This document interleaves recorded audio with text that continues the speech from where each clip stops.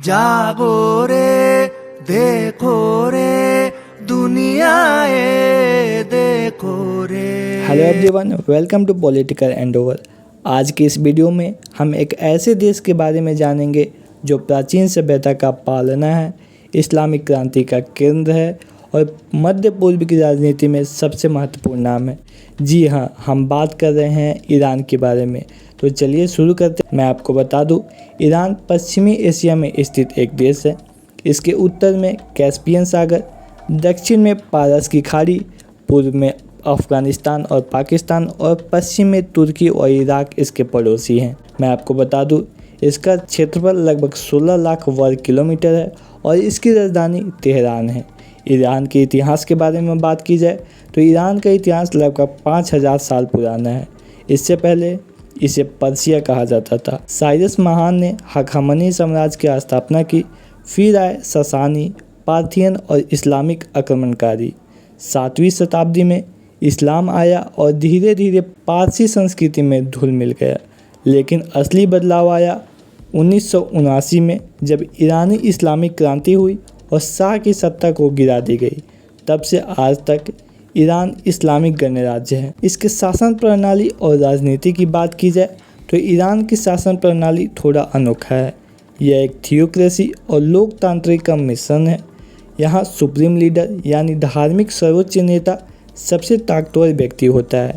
वहीं राष्ट्रपति जनता द्वारा चुना जाता है, लेकिन उसके अधिकार सीमित होते हैं। मैं आपको बता दूं, ईरान के संसद को मजलिस कहा जाता है, जिसमें कुल 290 सदस्य होते हैं। अब इसके धर्म और समाज के बारे में बात करते हैं तो ईरान एक शिया बहुल देश है।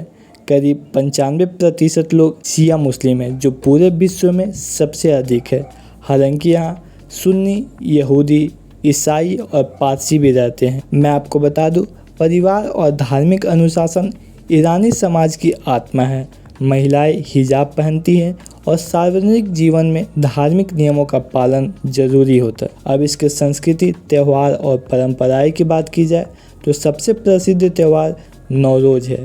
फारसी नव वर्ष जो वसंत के साथ शुरू होता है। संगीत, कालीन बुनाई, कविता और पारंपरिक भोजन ईरानी इतिहास की पहचान रही है। इसके साहित्य और कला की बात करें तो ईरान दुनिया का सबसे पुराना साहित्यिक देशों में से एक है। मैं आपको बता दूं, हाफिज सादी यह एक फारसी कवि थे जिनकी कविताएं आज भी दिलों को छू जाती है।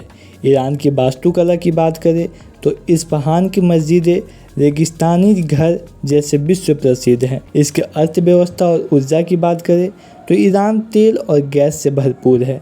विश्व का दूसरा सबसे बड़ा गैस भंडार और चौथा सबसे बड़ा तेल उत्पादक ईरान ही है। लेकिन अंतर्राष्ट्रीय प्रतिबंधों की वजह से इसकी अर्थव्यवस्था में उतार चढ़ाव बना रहता है। अब बात करते हैं इसके शिक्षा, विज्ञान और महिलाएं के बारे में। तो ईरान में शिक्षा का स्तर ऊंचा है, खासकर विज्ञान और इंजीनियरिंग में। स्पेस टेक्नोलॉजी और मेडिकल साइंस में भी ईरान की गिनती अग्रणी देशों में होती है।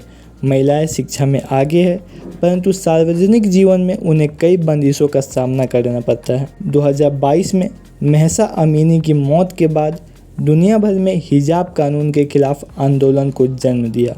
अब बात करते हैं इसके वैश्विक संबंध और विवाद के बारे में। तो मैं आपको बता दूं, ईरान का अमेरिका से संबंध लंबे समय से तनावपूर्ण रहा है। इसका परमाणु कार्यक्रम विश्व में चिंता का कारण है। हालांकि ईरान का कहना है कि उसका उद्देश्य केवल ऊर्जा उत्पादन करना है। मैं आपको बता दूं, भारत, रूस और चीन जैसे देशों से ईरान का अच्छे व्यापारिक संबंध है। इसके साथ साथ मैं आपको बता दूं तो फिलहाल ईरान और इजराइल के बीच युद्ध का माहौल बना हुआ है। आज के लिए बस इतना ही।